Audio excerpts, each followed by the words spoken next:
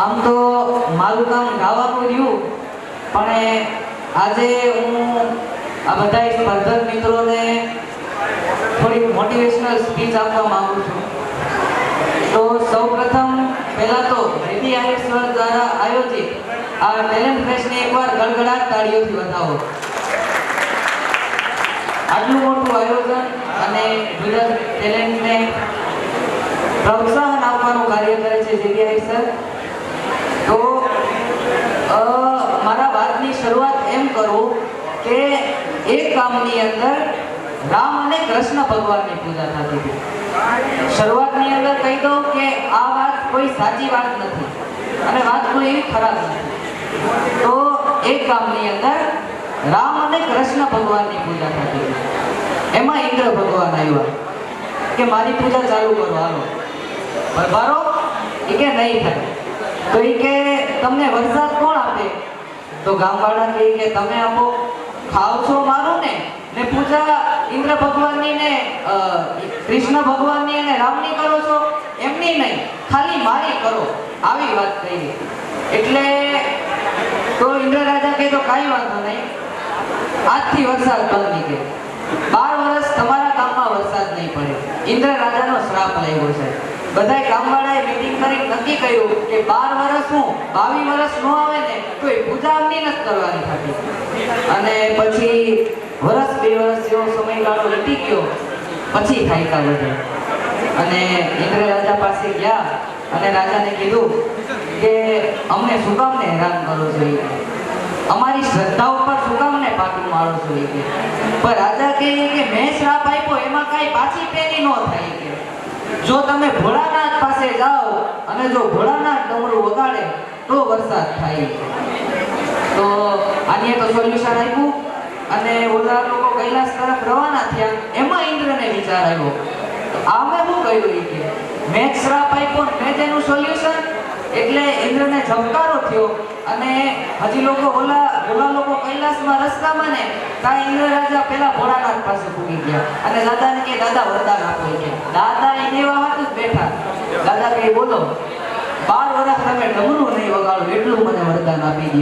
કે દાદા કે તથાસ્તુ દીધું. હવે ઓલા ગામ લોકો આવ્યા, દાદાની પ્રાર્થના કરી, વિનંતી કરી અને પછી દાદાને કે દાદા વરદાન આપો. દાદા કે બોલો ડમરું વગાડો.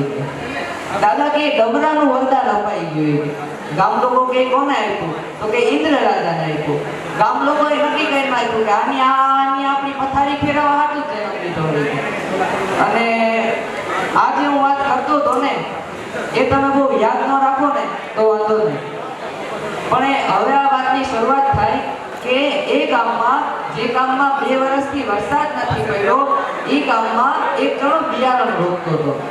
એટલે બધા ગામવાળા ભેગા થઈને એની પાસે ગયા અને એને કીધું કે ભાઈ તું આ બિયારણ શું કામ ને રોપે? કે ઉગવાનું તો છે નહીં, 12 વર્ષનું કાવેતું આપણા ખિલાફ રચાઈ ગયું. કે ભાઈ કે ઘરમાં બિયારણ પડ્યા અને ઈ જો મોટા બગડે થાલે થાલા તો ઓલા ગામ લોકો કે ઘરમાં એમને બગડે તો બગડવા દે ને, તું હું કામ ને ખોટી મહેનત કરે હોય. તો એ કહે કે 12 વર્ષ આપણે એમને માયકે જાવું અને આપણે કાંઈ કામકાજ ન કરીએ અને પછી હું ખેતી કરવાનું ભૂલી ગયો તો. એટલે ગામવાળા તો હોય કે બધે, પણ આ વાતનો ઝબકારો વીજળીના કરંટની જેમ કૈલાસમાં માતા પાર્વતી બેઠા હતા ને ત્યાં ગયો. માતા વિચાર કરે કે એક નાના ગામમાં જો એક એવા સામાન્ય વ્યક્તિને એવો ખ્યાલ આવતો હોય કે જો એની ખેતી કરવાની પ્રેક્ટિસ ચૂકાઈ જાય, ઉગે કે ન ઉગે ઈ આવે છે ને આ 12 વર્ષ મારા સ્વામીના ડમરું નહીં વગાડે અને જો પછી ડમરું વગાડવાનું ભૂલી ગયા તો બીક લાગી.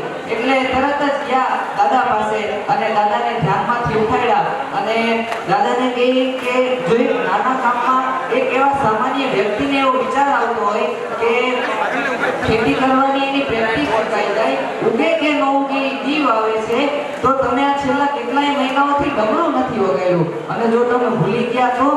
હવે આ વાતનો ઝબકારો વીજળીના કરંટની જેમ ભોળાનાથ થઈ ગયો અને ભોળાનાથને થયું કે હવે હું ભૂલી તો નથી ગયો, એમાં ટ્રાય કરવા વગાડ્યો.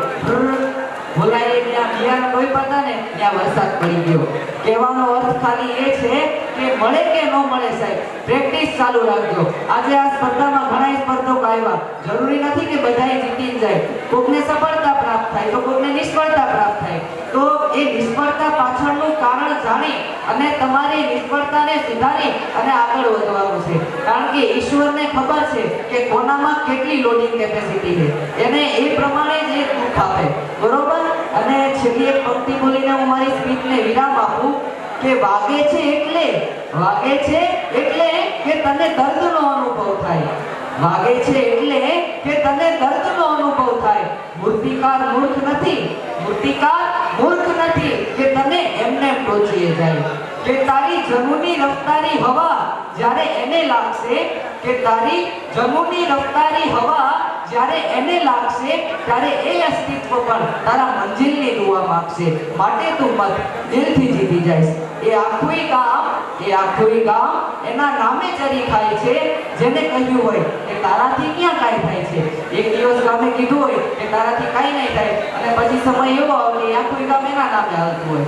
કે બધાને નથી આવતા શિખરો સર કરવાના વિચારો, બધાને ન આવે કાંઈ. તને આવ્યો છે તો લાખમાંથી કરોડમાંથી તું એક જ છો કે બધાને નથી આવતા શિખરો સર કરવાના વિચારો. માટે કરી લે ઇજ્જત એ વિચારની, મૂક અમલમાં એ વિચાર. તું વિશાળ મનુષ્ય છે એટલે ભાઈ, બાકી કાયરનું કોઈ મૂલ્ય નથી. પૂછ તારી આત્માને કે કેટલું અમૂલ્ય છે. માટે તું મત દિલથી જીતી જઈશ. Thank you.